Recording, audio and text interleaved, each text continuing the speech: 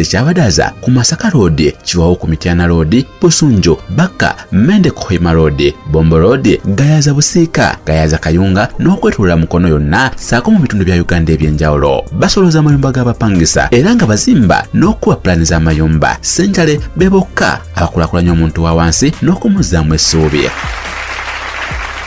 Victory School of Beauty and Hospitality Management ly'ettendekero erikyasinze okubangula abayizi mu misomo egy'emikono. Tusomesa okusala n'okusiba enviiri, ebyokwewunda, okufumba, okuweereza mu mawoteeri, okutimba ku mikolo, okukugga mu busomesa obw'amakanika n'ebirala bingi. Tuyina ebisulo eri abava ewala. Tuyambako n'abayizi okubafunira emirimu. Jangu weewandiise kati oleme kufikkira. Tusange Nateete ku bitaala oba kuba ku ssimu noti 7 293 729 oba noti 755 55 422. Victory School of Beauty and Hospitality Management. Traba yonajisizo kubanga atejo olinze Jamal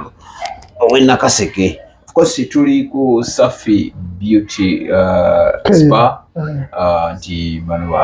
bantu baffe tutambula nabo bali wabba kuli wano kizimbe Vegas yasinga kitegeera bakiyita FB Tower ewabba kuli bova ku hash nojja boti kizimbe ekiwambo ekiriwo ekipya era beba kafulumu kuyoyota olususulwo ate bakoma okwo gwe omukyala nawe omwami mu bintu by'ekisenge jangu ewa Safi asobola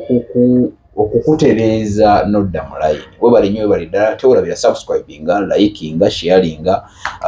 Nze Big Bro Jamal ow'e Kaseke. Abantu banga b'e Kaseke mbagala nnyo ababeera ku online. Omanyi ebintu byakyuka Vegas ennaku zino ebintu biri digital nti nabaddeko naliko luli e Kaseke Bulemeezi we yatukyalira batuyita ne Honorable Nakawooya ebisebo ne bampanga nze mugenyi omukulu ne Honorable Bulemeezi yatukyalira omanyi egenda etalaga abantu ba Bulemeezi. Abantu b'ekibaale beebugala b'e Kaseke bonna baaliyo naye mwebale nnyo mwebale ddala kwagala ttiimu ya Bulemeezi n'okwagala Buganda. Abakungu mukulu kityo omukungu wa Ssaabasajja Kabaka wa Buganda akunze okubeera nga okumaakuma abantu ba Bulemeezi webale nnyo webalire ddala.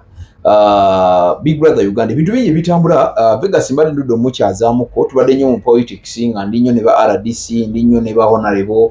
naye lwaleero njaga twogereko ku nsonga waliwo bano abalenzi omulenzi n'omuwala omu bamuyita KDD omulala bamuyita Grace Khan waliwo omulala waliwo ensonga za Battle iPhone ne Nokia that is Cinderella Sanyu wamu ne Shiba Karungi Samali naye waali naye nga bitambula. Of course industry bweto bwebeera ndowooza abaliwoko ku Battle ya Bebe Cool ne Bobby Wine kino si kipya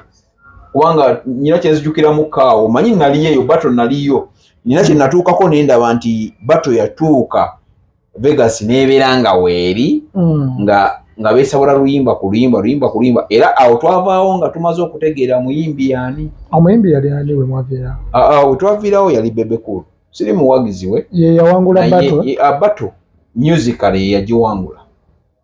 Bamulangirira oba gwenge yaliyo gwe walaba yasenze? Ye yasenga. Buuza kuba tulaba. Abatulaba ku Big Bro Jamal omugamba mutya tukomyewo nate tukayana nnyo naye mujja tugumiikiriza tutambule mpola ffe tukayana nnyo. Waliyo Anze na ebintu ebiri mu principle sanyo ndalaba ya kamiliyoni na Bebe Cool. Bebe Cool ne Good Life. Nina kyembuuzo bakiki kyakukyayisa principle samukyawa. Mayi bagamba waliwo eyalya balina abo abaana ng'ebyo babyogera bagamba ani okugeza nga alien wabaddeko nga baga alien yalya sisaalya natya waliwo abaatya n'abaalya senatya andi bagamba oluki olutalo omutiitizi yalunyumya siwe bagamba kati goliwo okunyumya lutalo wadduka nava ku front line nenzira ebbali kiriwo ndi fine kyekiriwo. Ensonga ya KDD by the way ndowooza ensonga ya KDD ekutenya kati ne Grace Khan nyina kye neebuuza ono mulenzi is it true kubanga yatuse n'okusaba DNA KDD yagambye alala agenda ku DNA. Juzi Grace Khan abadde ne Prince Omar era nga balaga nti taata akomyewo era nga newankubadde family tesobola nga bali mu mukwano omulungi. Of course netugamba nti Grace Khan Grace kyali wange tugamba naye ebbanga lino libaddewo Grace n'akola byakoze byonna n'akaba bambi omwana we waliwo ne we yalwalira n'agenda kuye Masaka n'avaayo ng'ayiiya ng'omukazi akuba endongo ekiro ng'omukazi omwana we abeerewo. Naye finally Prince Omar n'akomawo n'atulaga nti ye taata w'omwana. Oyo tiwannayita bbanga ddene Kididi n'ajja naye avudde omulenzi ono ng'akomplaininga ono w'obuuma Kididi ayina obuuma ayina olimba sawa obuuma abiri njagala mukazi gwenzina naye owobuumaana enyimba ayina ennyimba z'engeri gy'aziyimbamu kaakati okusookera ddala Grace Khan ng'omuntu alina okwewummuza. Kikyotegeeza bino ebintu byonna biddayo ku Grace Khan. Reason being Grace Khan atadde omwana mu scandals ez'ekisiru. Kubanga nze nalabyeko ku vidiyo gye baabadde emakindi awo ewa papa ng'era olaba Grace Khan yaleeseewo akaki ng'olaba yakulidde embeera yonna akasuka amacupa mu bizinesi oli yamaze mutangula teyamutankudde vidiyo gye mwalabye yeeyo ate Grace Khan gw'oli mukwano gw'omumanyi avaako yavaako naye wapapa abadde ng'ajjawo bonna babadde bajjawo naye nga takola kira tebibangawo ebyo naye ate kati okasuka amacupa ezo ensonga kuba kati Kididi ffenna n'abatulaba bakimanyi bulijjo twogera nga naye ayogera nti omwana wange abadde aludde era buli omu yeewunyizza okulaba ng'ate Grace beeyogerera ebisongovu nga bingi nnyo obwekiffe ng'abazadde tetwakyagadde kuba nalabye bebi wa Grace Khan yani omuwala oyo omuto omulungi badde bamusitudde mu vidiyo nga maama we bamukwata bamutaasa akasuka amacupa omwana ng'ali awo alaba bibeera bibi bizinesi y'omusajja wali si w'abayimbi bizinesi alina aba corporate abalala bangi nnyo abajja abantu baba ne birthdays yaabwe era kireeta ekyo lwaki nti batuuka ku mbeera eyo kubanga papa ninake n'abyeka yabadde ayogera tebavudde ate batandikidde awo batandikidde eri ku Pallaso naye ze nabirabye nga bisitanti anti sitanti ogikolera ate mu bizinesi ya musajja anti era sitanti era balina gikolera mu bizinesi ye kuba gyejjo evviirayo obulungi tebagenda gikolera waka sitanti kubona wayimba anti sitanti Grace omumanyi ye ebintu bye wabizannya kati Kididi ye yeetaaga amawulire era kyamukoledde kuba kwali ne ku simu yange wema ntambuza mulaba Kididi ng'alwana baye amawulire bane agekapala simangu naye nga Grace Khan kye yakoze kibi ne Kididi we babazanya emizannyo gyabwe bafune gye bakolerawo babagende mu luguudo si mu bizinesi z'abantu naye bwe bibanga bya ddala era batuule ng'abantu abakulu bakkaanye ate Grace Khan tumugamba nnyo ebiseera ebisinga ajja omwana mu bintu bye byalimu omwana amugye mu kamera segedde bulungi yayongedde kulabisa kati ne Prince Amaro yani Prince Omar naye gyali alabira ddala ng'omukazi gw'alina tategeera segedde kuba obeera eyo musajja yakadda yali yakakuddukako ate akulaba oli mu kulwana n'abakididi omwana we gw'ogamba nti we mutadde awo ali mu kamera biba tebijja so agende yeetondere minsaaki in fact ne Kididi genda weetondere minsaaki baba beetonze ekyo kirungi kati akabadi kaabwe bakajja mu bizinesi z'abantu ekyo kyennyinza okubagamba. Big Brother Uganda tewerabira banaffe aba Century Property Real Estates Uganda Limited basangibwa kyali wajjala Namugongo balina plot kuva ku miliyoni emu kati nno yalese offer okutuuka December 5,000 osobola okufuna plot nga ziri side ze Kayunga eyo era nga estates gye ziri ekyakoze nti Kayunga mukono oba oli ogw'Ebugerere Kayunga ow'Ebugerere ekyenjawulo kyakoze nti estates zonna gwe wa boda ina estate yo gy'osobola okugulamu omusomesa omusawo abalokole nammwe abasiraamu mulina essence musobola okugulamu ate nga banafe aba Victoria School of Beauty and Hospitality Management bagamba nti jangu omwana asobole okuyiga ebintu bya skilling asobole okubeera nga buli kimu akikwasaganya muleke kusomesa baana ebintu naye nga tebalinaako kintu kya bbali omwana muyigirize ebya saaluuni muyigirize nange ntumire ndi mukulanga bakama nange ogenda kulanga kanangeyo omwo ogende mu maaso kubanga ali omu mamisoneyezi ekatwe ayina kapeti mamisoneyezi ayina kapeti ekatwe awo nga ku lawundi bagita lawundi mamisoneyezi ona anoonya ati ati namumanyirako ggwe engeri gyembeera naawe kati omulanga nnyo kati yankwata ngenza olaba ng'olanga ate tomutuukako kale kasi omuyisizaawo mamisoneyezi Vegas leero yakuyisizaamu sigenda kukwata nako naye asangibwa katwe okuliraanaddayaliba mu lubiri oli otunulamu bw'ogulawo kapeti ne weba ya mitwalo 15 akuwadde omati ya 15 tumutumiddeko mamisoneyezi abantu bagale bagende bagule kapeti muyoyote ennyumba kyala w'amaanyi nnyo kubanga ate n'ebyensimbi abita sente azigaba banafe aba Boni Barista bakugamba nti jangu FB Tower Building bali ku level 1 osobola okubeera nga obafunirawo level 1 eyo waliwo ne Safi Body Care bajjako stretch mark bakola bya luzungu bakola ki bya luzungu facial steaming facial treatment weight gain and body loss scrubbing permanent eyebrow marriage counseling eyo nkulu nnyo Guleskani awate kwatirako ddala Guleskani jangu wa Safi atereze obufumbo obwo all bedroom services balina ne sauna sauna yiyo weri sauna weri Grace sauna teriiwo kati mugigyeko kuno tuli mukulanga abantu bajja kujja bagetwawulidde sauna naye ngaera eri mu process banafe abaham connect nabo we bali bakyatwala abantu ebweru bakuyambako ofuna visa passport permit wamu n'ennanga muntu bakuyambako just togamba nti bakufunira bakuyambako n'ofuna ne bakubuulira ekituufu nkola booti ne booti bagenda kubana abantu abatuufu genda mu office eno ofune passport visa permit ate n'ekirala abo kyembatyako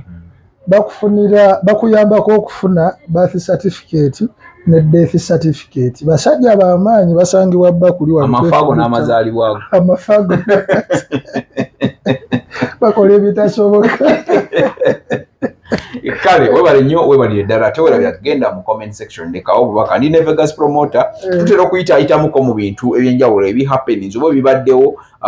mu nsi yattu Uganda kubanga tetulina wetuteekoona kubanga tuli bannabyabufuzi ate tuli bavubuka tuli bategeevu tuli bavubuka abayigiriziddwako enkonome yaffe tugitegeera n'embeera z'abantu baffe mu luzungu bagamba tuli bavubuka abali informed mbadde njogera Luganda anti atoleseemu enkonome ffe enkonome terina wetukwatiratemubimanyi naye anti kali sawa zino kyetwogerako era koze ekitabula abantu waliwo omusajja gwe nawuliriza n'agamba nti abantu mu bizibu bw'omanyi abantu ebizibu balina bimeka ebizibu bitera kuba bibiri byokka tewali asukka bizibu bibiri olaba okayise naye olwomusanga naye bw'omugamba nti nno bimpe era owulira nga ate alina kimu byonna bya ssente nga kiri kimu ssente ekyokubiri ki kyokubiri tujja kibagamba tulina okubalekako tubaweeko kimu yagabadde ebibuuzo Nokia ne iPhone olutalo lwabalukawo twalwawo tuluddewo okujobawa ebintu bino ebya Nokia ne iPhone naye ekituufu kyabyo kiri nti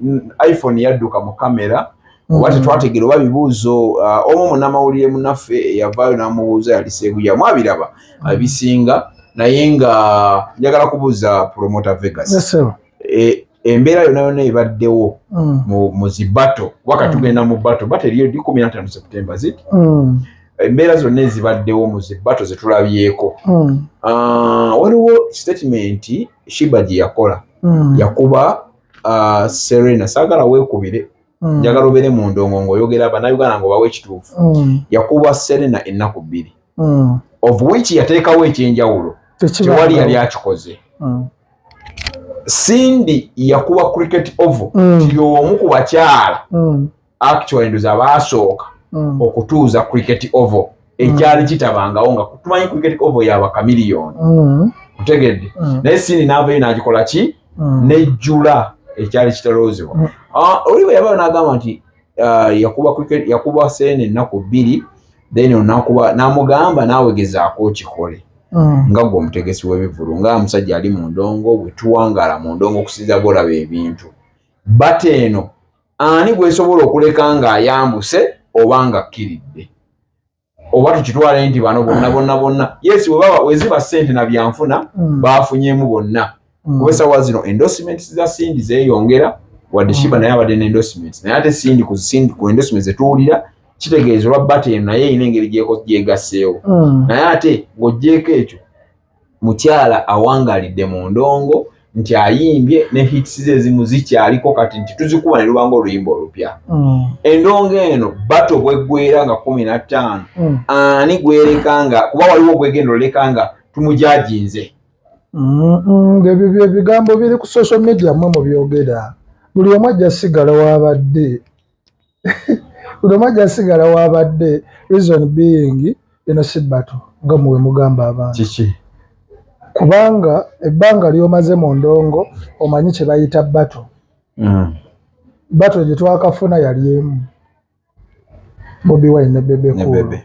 nga bato ya ddala eno bateekawo nteeka eno bizinensi omusajja omu promoter yakitegese wa university agezaako kutumbula bizinensi ze nenga si bato era ne press conference waziraba nga omu kale olaba asobola okucreatinga bato nga ate omulala omulaba ye ali jento bato balina okumayuuka bwebanga ddala bato ne beesanga mu bbaalo oba emunyonyo ne bejjako wiigi ne beeyuzaayuza fene tutandika omumanya nti byaddala munnange fene tugenda sasula 3,000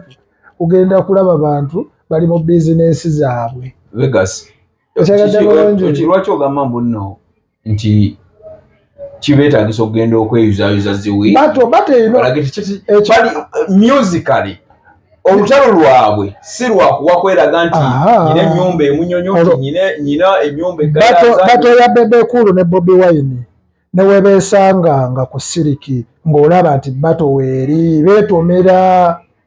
gye bayita bato naye bano bali mu bizinensi kati we baaviireyo nga byaddala ne bajja ku stage ate ne kisukka ne kinyuma nga buli omu ayimba firingi era oba waliyo jjukira ne tunyumirwa nnyo naye kati eno bino bye tulimu omwama simanyi omwayimba nnyo live simanyi omulala tamanyi live no please esi bato birina osooka ne bibeera ebyaddala in fact kyenyiza n'obbaga abalaka baagipapidde badde balina osooka ne bakizimba neefuukira ddala bato kati eno si bato eno bizinesi kyemanyi n'abatulaba bimanyi kuba mu kusookera ddala Shiba yayina concert no please yayina festival mu kifo Yolo festival kati mu kugenda mu federation eno gye bali n'alabanga bw'anajja akole festival bajja kugirwana ajja kwokya kati advantage ya Cindy wejjira nemusanga mu kkubo nti mukole ki mukole bato kati naye n'agikozesa olw'ensonga olwedde kati yasasuddwa bamuwadde sente ze bamuwadde 80% kati otegeera naye nga ye teyalina gundi ya batene bino bye tulimu kati olwaleero ayi yalina festival ye era kyova kati ku bato waggulu woolaba posta kuliko Yolo festival oba kitegeera no business si bato anatusonyiwe yategese kuba nti kale tukuba naye twagala just ffe tuliwo kwogera kyetumanyi bituufu kuzibula bantu ekipande posta kikyaliko posta waggulu kuliko Yolo festival then ne balyoka bassaako bato balina we bagituumye but it's not a battle, it's a musical show bagenda kujja bayimbe In fact ne bwe ziba nnyimba olaba nga tezenkanankana. Omu ayina ennyimba nnyingi, omulala ayina ennyimba ntono. Nalabyeko ku interview ya Shiba somewhere. Ng'owulira akuga waliwo yadde amubuuza munnamawulire munno. N'amugamba Sindi ng'ayina ennyimba ntono, ng'olina nnyingi. Ng'abuuza Sindi. Abuuza Shiba. Abuuza Shiba. Ono gwe bayita Safi, gwe tubadde tubagamba. Safi Bodeke yatuulako bakulabe. Y'ono omukyala omunyirivu. Mbadde mbagamba maze akyala bantabula naye nga mbadde mbagamba Safi tatulese kyeki. Nyina nalabye Shiba kangende mubulango buno kanzye obulango buno nkomewo.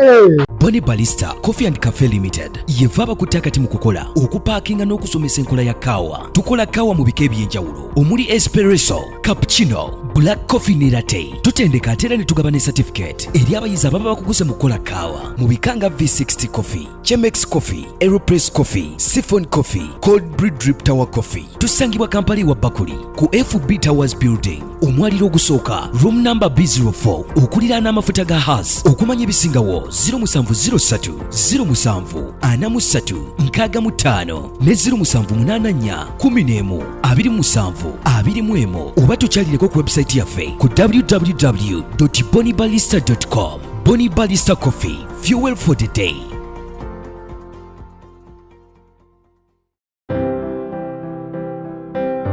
Bassebo ne bannyabo katubanjulire basonezi kapeti walodi abasangibwa ekatwe okumpi ne dayali. Bano bakutuusako kapeti okuva mawanga ag'enjawulo gamba nga Japan, America, London, Dubai, menyeki ndekeki. Okumanya ebisingawo kubire ku namba eno 0779 28 15 78. Ffe banno aba sonezi kapeti walodi ffe tuliko. Niriza nate kulikayo mu bulango kali akantu kali akemabega mugenda tusonyiwa. Oyo omukyala bamuyita Safi. Safi yennyini ye CEO wa Safi. Oyo CEO wawano wetutudde naye alinamu ku fujjo. Mukyala alinamu ku fujjo. Ebintu by'omu kisenge simanyi bikikata ayingidde mu kamera bw'atyo n'akola ki. Naye nange muleseeyo. Omuleseeyo nga bw'ali. Muleseeyo kigenda era kyobola sikasanguddemu mukalabi. Kale ndine Vegas promoter nze Jamal owena kaseke kinkakaseeko okubeera ng'engamba kankubeewo obulango naye Vegas. Okay, twetunulira ku Euro Festival. Tujjukira bulungi nti olwo yaleeta Euro Festival Sindi abadde mu bintu byawuma, tabadde nnyo mu bintu byakuleeta concert byaki ate kyatulaze mu press conference oba ekyokubeera nga banjulira bannayuganda kyekigenda mu maaso ate Sindi w'amaanyi okusinga ki simanyi oba wakirabi naye gwe osobola nawe okuwendowooza nti w'amaanyi ki kitegeera okusinga nti olw'okuba ono yatambudde n'amuviira n'amulekawo kati oli ye w'amaanyi kati no please abantu babiraba tubeere nga twogera n'abantu kkiriza gaana Shiba akomezzaawo Sindi mu mawulire okyagala tokyagala nenga ki amukomezzaawo mu mawulire nti ayogerwako okukkiriza bato ye okukkiriza bato lingeri oyagala kugamba Sindi ye yakomezzaawo Shiba ye yakomezzaawo Sindi Shiba akomezzaawo Sindi kyembadde ntegeeza siyo tubeere serious ate abadde yagwa abantu abakimanyi omukulu sanyu yagwa naye ekirungi yakomyewo yeeripye ku mata amata ameeru okuyimbayimba sinagamba nti tayimba naye gwaba tolinze naye nze ndabanga ebya in fact nkugambye emabega wali nti sina battle. It is a Euro Festival. Shiba awerekeddwako Sindi naye bwe tunayagala okiyita battle tujja kwerumaalumamu tuyombe era n'abatulaba mwenna simanya timu syndicate simanya bashibaholics kati nalabye ba spice gadgets simwabiyingiddemu muleme kuyomba bintu bino. This is not a battle. Buli omwasigale waali. This is a festival ya Shiba gye bayita Euro Festival ate ya Shiba ate nkubuulira nze kyemmanyi bali bakoze battle music battle Yolo festival ya Shiba awerekeddwako Simbi nze bwenkiraba simanyi gwe bw'okiraba kuba nalabye kusookera ddala nalabye najje kukanya saaliyo ku press conference naye nga womanyi nti ensi yakulaakulana buli kimu oba okiraba ekigenda mu maaso nga kyetaagisibwa okulabibwa ategeera nabiraba katebijja eno ono kadari bwe waliwo ku bato ya Bebe ne Bobby buli kimu okimanyi ne conference ebyo nga toyinza kubaleeta kubatuzaawo nga toyinza kubaleeta ne kati wano babaseetinze Shiba jidde ku gundi ku boda ayambadde yeesibye oli azze ne bbaawe atudde wali eno waliyo Dagalaasi eri waliyo baani yabaddaani Zaala Toto batandise ono Sayimazze nze ndi weno eyo that is not a battle bro tukole business tubositinge omukulu promote yaguze ekivulu kuba yataddemu sente ze nnyingi kyeyabaze kiveeyo naye nga temuleme kugamba abantu nti batebadde ekyabulamu kiki ekibali kibulamu okubeera nga bakola oba Shiba atabadde mmeti kukola bato na Simbi butereevu abadde enakola nani taliiwo wange taliiwo Shiba alina kukola bato na basajja kati nga bonaga ndi Shiba waliwo bato ya Shiba ne Pallaso nga luwe byali nga beewalana kuba buli omu alina hit to hit bro kati tugenda kubeera ng'omwana ayimba nkwata bulungi ono ayina oluyimba simanya oyokyayoca ayina ne bompate kati bw'onoonyaawo endala ng'essatu oba tozirabanga ono tanayimba zimuwoomya zaani tugenda kubeera so board naye kyemmanyi bw'anaatandika oyimba ku akuba nnyo music ono waba Jamaica amanyi okuleetamu na vibingamu omumanyi seedi kati atayimba muzizeera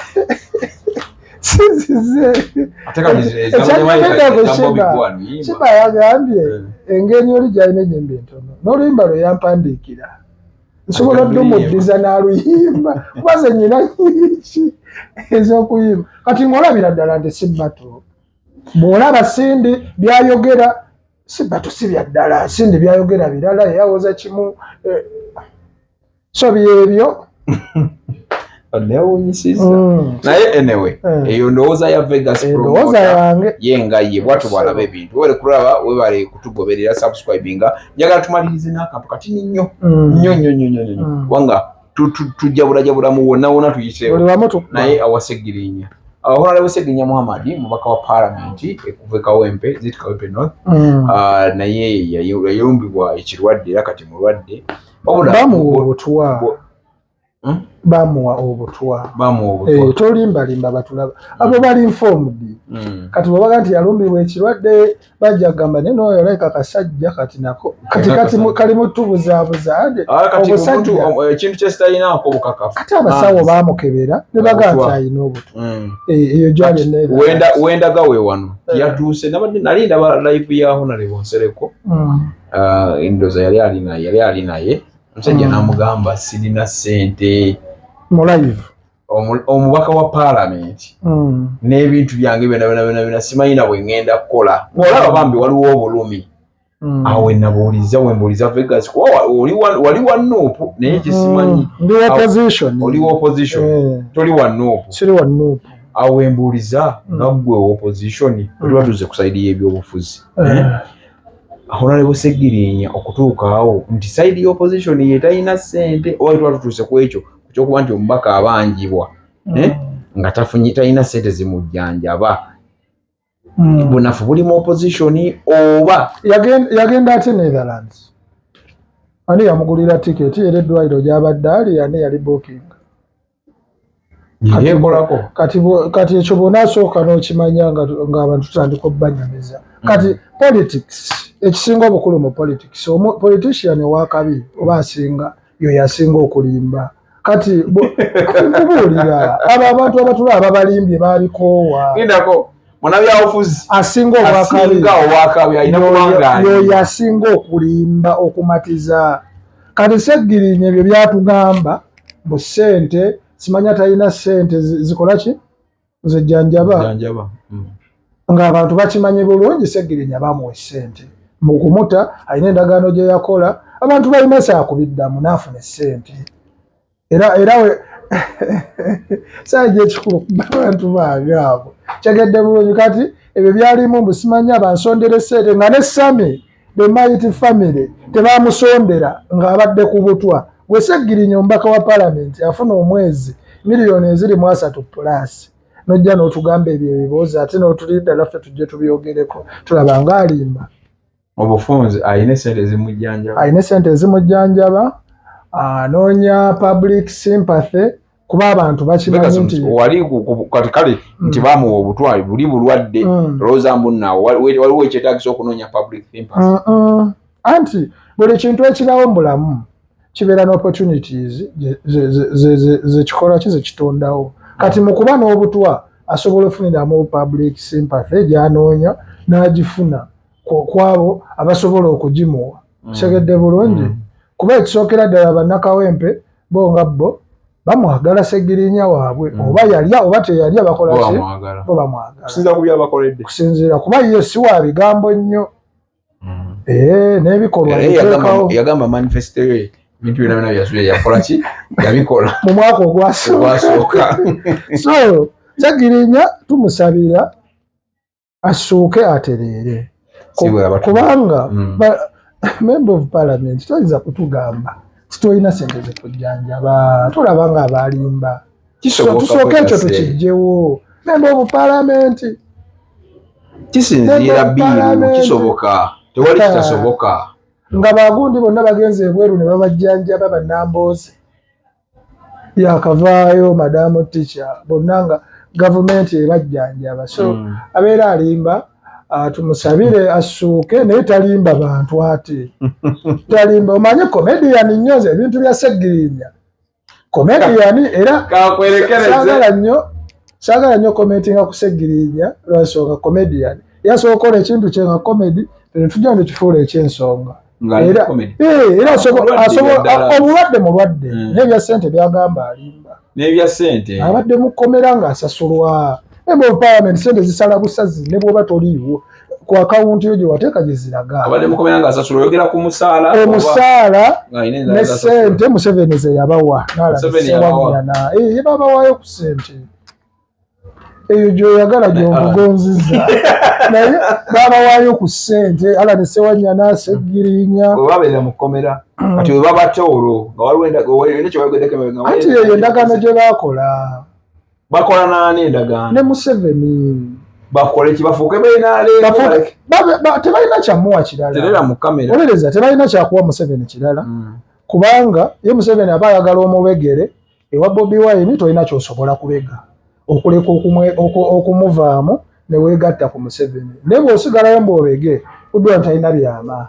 ajja mu kamera nga bwe tugirimu n'agamba njagala kimu Museveni aveewo kyogera onoonya kyama Kyekisinga ekyo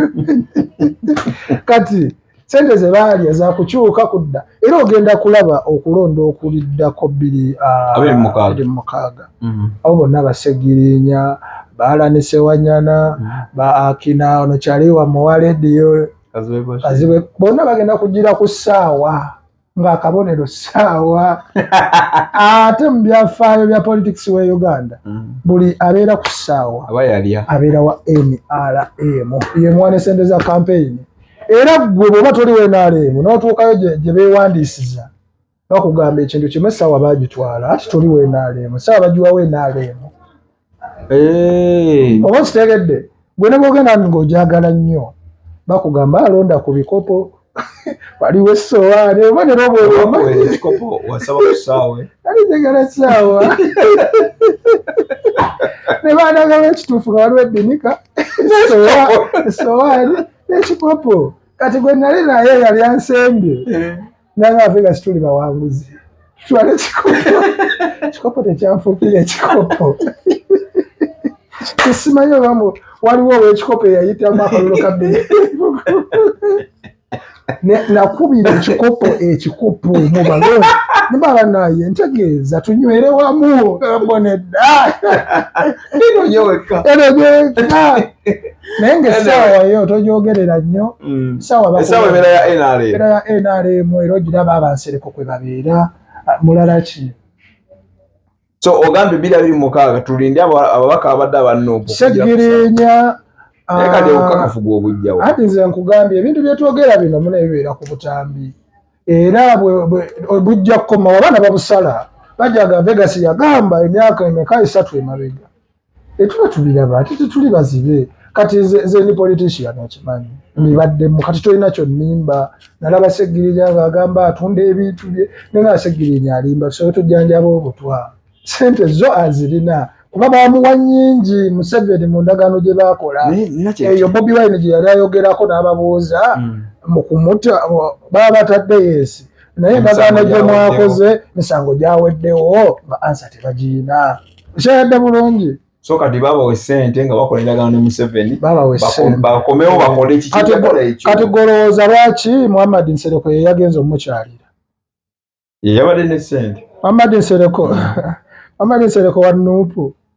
wa NRM lukulwe mukwano gwe nga kyaliwe ekyo bw'oba ekitegedde Muhammad Nsereko mu palamenti awo ye buloko ow'amaanyi nga bw'olaba ffe mu ndongo nti tuyina bbala mu buloka w'amaanyi Nsereko Nsereko amalayo akutuusa paka gy'oyagala akutuusa paka gy'oyagala tweyanze nge Uganda tubadde byonna tubyogedde naye njagala okusembayo nga tuyozaayoza